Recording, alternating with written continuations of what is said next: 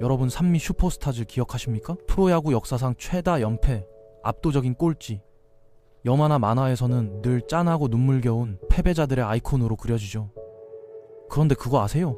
우리가 비웃던 그 꼴찌 구단주가 사실은 당시 대한민국 서울의 스카이라인을 지배하던 철의 황제였다는 사실을요. 재계 서열 17위, 국내 최고층 빌딩의 주인, 전 세계의 특수강 시장을 주무르던 거인. 하지만 그 거인이 쓰러지는 건 한순간이었습니다. 단순히 야구단 하나가 없어진 게 아닙니다. 이 기업의 몰락은 1997년 대한민국 경제의 심장에 방아쇠를 당겼으니까요. 웃기는 야구단 뒤에 숨겨진 1조 원짜리 파멸의 서사. 오늘 여러분이 알던 산미그룹의 진짜 얼굴을 낱낱이 파헤쳐 보겠습니다.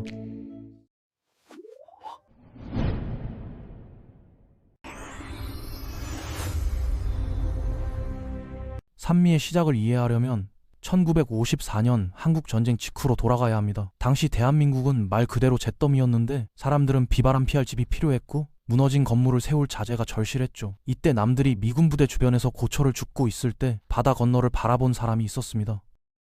산미 창업주 김두식 회장인데요. 그는 지금 이 나라에 가장 필요한 건 밥이 아니라 나무다라는 걸 본능적으로 알아챘습니다. 즉시 대일목재공업이라는 회사를 세우고 북미와 캐나다에서 원목을 수입하기 시작했는데 이 선택이 정확히 맞아떨어졌습니다. 전후 복구 사업이 시작되면서 목재는 부르는 게 값이 됐고 현금이 가마니에 쓸어 담아야 할 정도로 쏟아졌거든요.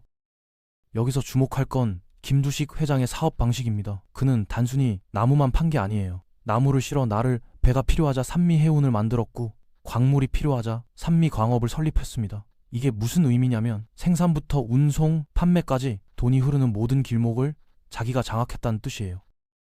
요즘 말로 하면 수직 계열화를 아주 초창기부터 완성한 거죠. 1960년대와 70년대에 접어들면서 박정희 정권의 수출 드라이브 정책이 산미에게 날개를 달아줬는데 정부가 수출 기업에 파격적인 혜택을 줬기 때문에 무역업을 하던 산미는 달러를 벌어들이는 애국 기업으로 칭송받았습니다.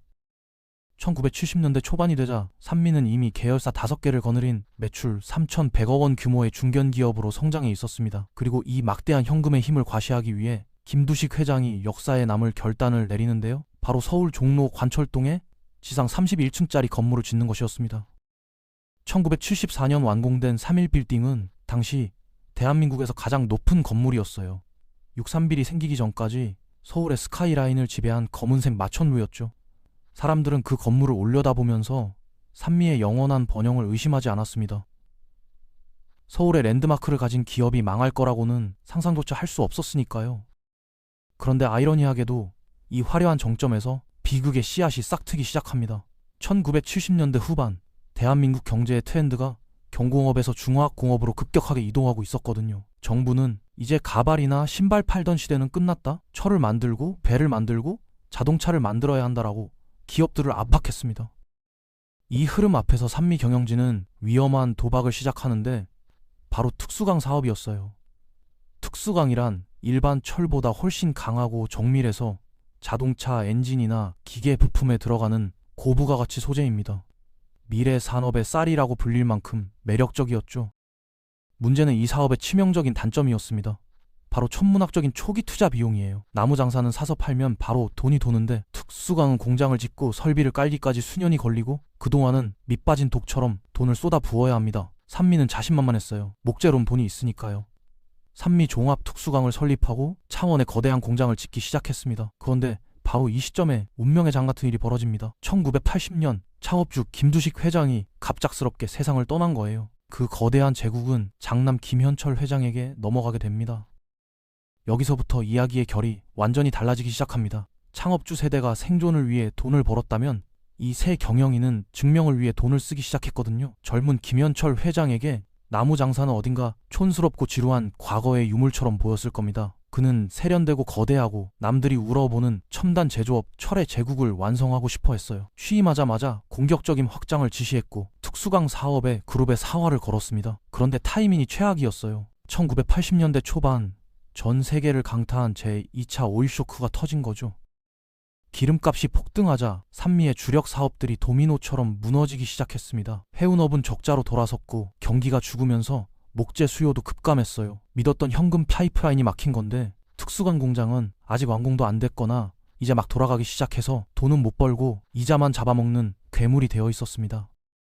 상식적인 경영자라면 이때 허리띠를 졸라매고 구조조정을 해야 하는데 김현철 회장은 정반대의 길을 선택합니다. 바로 프로야구단 산미 슈퍼스타즈의 창단이었어요. 회사가 돈이 없어서 휘청거리는데 연간 수십억 원의 적자가 확정된 야구단을 만든 겁니다. 물론 핑계는 있었습니다. 당시 전두환 정권이 3S 정책을 내세우며 기업들에게 프로야구단 창단을 종용했거든요. 하지만 다른 구단주들은 삼성, 롯데, LG 같은 슈퍼 재벌들이었어요. 산미는 그들 틈에 낄 체급이 아니었는데 김현철 회장은 우리도 재벌이라는 걸 보여주고 싶었는지 덜컥 인천을 연고로 팀을 만들어버립니다. 결과는 여러분도 아시다시피 처참한 성적이었지만 진짜 문제는 성적이 아니라 돈이었어요. 야구단 운영에 들어가는 막대한 비용이 가뜩이나 말라가던 산미의 자금줄을 완전히 끊어버렸습니다. 결국 산미는 1980년대 중반부터 그룹의 상징과도 같았던 자산들을 파치우기 시작합니다. 야구단은 첨보식품에 넘겼고 산미해운은 범양상선에 매각했어요. 그리고 가장 충격적인 사건이 터지는데 아버지의 유산이자 그룹의 심장인 삼일빌딩마저 산업은행에 295억 원을 받고 팔아버린 겁니다. 기업이 본사 사옥을 판다는 건 나 지금 망하기 일보 직전입니다 라고 광고하는 것 같죠? 사람들은 수근거리기 시작했어요. 산미 이제 끝났구나. 건물까지 팔아먹었으니 볼장 다 봤다고요. 그런데 여기서 정말 기가 막힌 반전이 일어납니다. 죽어가던 산미에게 시대의 축복이 터진 거예요. 바로 1980년대 후반의 삼저 호황이었습니다. 저달러, 저유가, 저금리라는 기업하기 가장 완벽한 환경이 조성된 건데요. 기름값이 떨어지니 원가 부담이 줄고 금리가 낮으니 이자 부담이 줄었습니다. 무엇보다 88 서울 올림픽을 전후로 마이카 시대가 열리면서 자동차가 미친 듯이 팔려 나갔는데 자동차가 많이 팔리면 뭐가 필요하겠습니까? 바로 특수강이에요. 산미 특수강 공장이 풀가동되기 시작했고 적자투성이었던 장부가 순식간에 흑자로 돌아섰습니다. 1989년 산미그룹의 매출은 1조 3,100억 원을 돌파하며 재계 순위 17위로 화려하게 부활합니다. 이때 김현철 회장의 심정이 어땠을까요? 아마 세상을 다 가진 기분이었을 거예요. 내 판단이 틀리지 않았다. 야구단 팔고 빌딩 팔아서 버틴 보람이 있다. 이제 우리는 진짜 철강 왕국이다.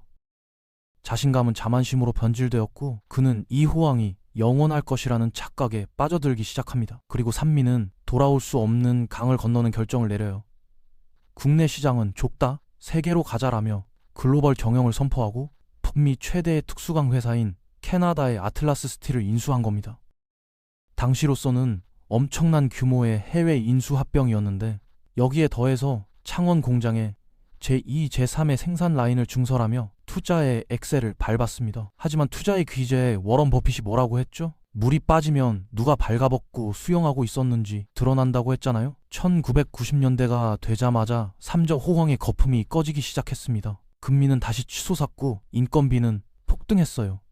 설상가상으로 소련이 붕괴하고 동구권이 몰락하면서 전 세계 철강 시장의 경기가 얼어붙었습니다.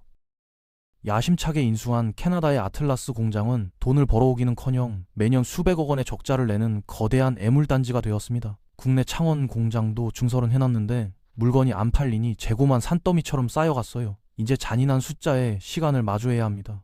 1992년과 1993년 단 2년 동안 산미 특수강이 기록한 적자만 무려 1,685억 원이었어요. 지금 가치로 따지면 수천억 원, 아니 조 단위에 가까운 돈이 단 2년 만에 증발한 겁니다. 이때 산미의 부채 비율은 상상을 초월했습니다. 보통 건실한 기업의 부채 비율이 100%에서 200% 사이인데요. 내 돈 100원이면 빚이 100원에서 200원 정도라는 뜻이에요. 그런데 당시 산미의 부채 비율은 1900%를 넘나들었습니다. 내 돈 100원 있는데 빚이 2000원이라는 소리예요. 이건 기업이 아닙니다. 빚으로 쌓아올린 모래성이죠. 은행 금리가 1%만 올라도 회사가 휘청거리는 구조인데 당시 시중금리는 10%를 훌쩍 넘었어요. 버는 돈으로 이자는커녕 이자의 이자도 못 갚는 상황이 된 거죠. 그런데도 산미는 멈추지 않았습니다. 아니 정확히 말하면 멈출 수가 없었어요. 이미 벌려놓은 판이 너무 컸기 때문이죠. 그들은 폭탄 돌리기를 시작했는데 은행에서 돈을 빌려 다른 빚을 막고 계열사끼리 서로 보증을 서주며 가짜 장부를 만들었습니다. 1991년에 방배동 사옥과 윤화백화점을 팔아서 4천억 원을 마련했지만 1조 5천억 원이 넘는 빚더미 앞에서는 엄발의 오줌 누기에 불과했어요. 여기에 결정타를 날린 사건이 터지는데 1915년 대한민국을 뒤흔든 노태웅 전 대통령 비자금 사건이었습니다.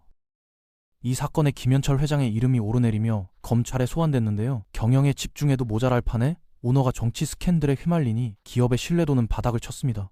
은행들은 저 회사는 이제 위험하다, 돈을 회수하자고 판단했어요. 금융권의 자급박이 시작되자 산미는 숨통이 조여왔습니다.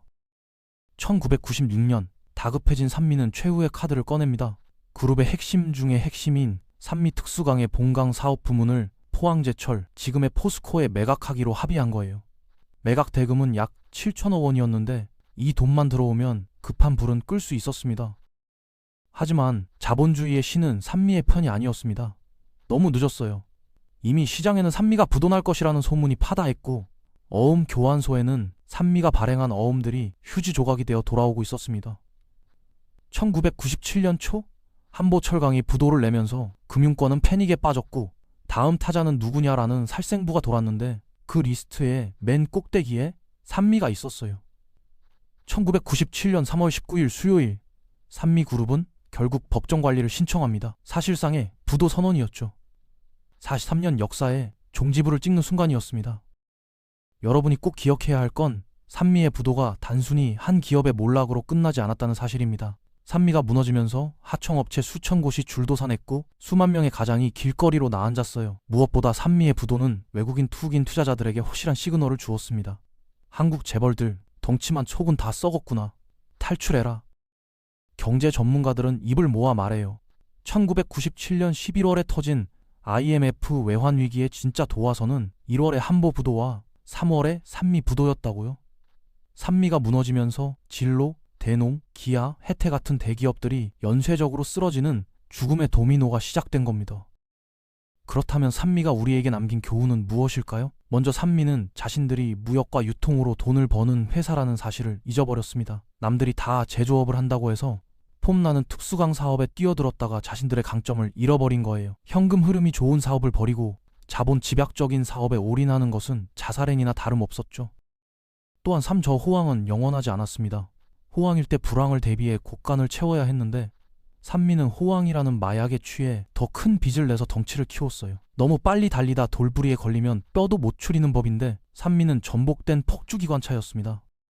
결국 실력도 없으면서 야구단을 운영하고 감당도 못할 해외 기업을 인수하고 서울 한복판에 가장 높은 빌딩을 세우려 했던 그 과시욕이 화근이었어요. 자본주의 시장은 그런 거품을 가장 싫어하고 가장 잔혹한 방식으로 터뜨려버리거든요. 김현철 회장이 빌딩과 야구단 대신 기술 개발과 부채 상환에 집중했다면 역사는 분명 달라졌을 겁니다. 지금 산미라는 이름은 어디에도 없습니다. 산미 특수강은 쪼개져서 현대제철과 세아그룹의 품에 안겼고 김현철 회장은 그룹 해체 후 횡령 혐의 등으로 재판을 받았어요. 이후 캐나다로 건너가 선교사 활동을 했다는 씁쓸한 근황만이 전해질 뿐입니다. 종로의 3.1빌딩은 주인이 몇 번이나 바뀌며 리모델링 되었지만 여전히 그 자리에 서서 묵묵히 서울을 내려다보고 있어요. 마치 주인은 바뀌어도 자본은 영원하다고 비운 것처럼 말이죠. 지금 여러분이 투자하고 있는 기업들 한번 살펴보십시오. 화려한 사옥, 거창한 비전 선포식, 공격적인 해외 진출이 겉보기엔 산미의 전성기처럼 멋져 보일 수 있습니다. 하지만 그 안을 들여다보세요. 현금은 돌고 있습니까? 빚은 감당할 수 있는 수준입니까? 아니면 호황이라는 파도 위에서 아슬아슬한 서핑을 즐기고 있지는 않습니까? 우리는 산미를 비웃을 자격이 없습니다. 그들의 욕망은 곧 지금 우리의 욕망이기도 하니까요. 더 높게, 더 크게, 더 빠르게 가고 싶은 욕망은 누구에게나 있지만 돈의 세계에서 기본을 무시한 욕망의 끝은 언제나 파멸이었어요. 지금도 어딘가에서는 제2의 산미가 자라나고 있을지 모릅니다. 겉으로는 혁신 기업이라 칭송받지만 속으로는 빚으로 연명하는 그런 기업들 말이에요. 산미가 남긴 1조 원짜리 청구서를 기억하십시오. 자본은 결코 자비를 베풀지 않습니다. 그리고 가장 높은 곳에서 떨어질 때 가장 아픈 법이에요.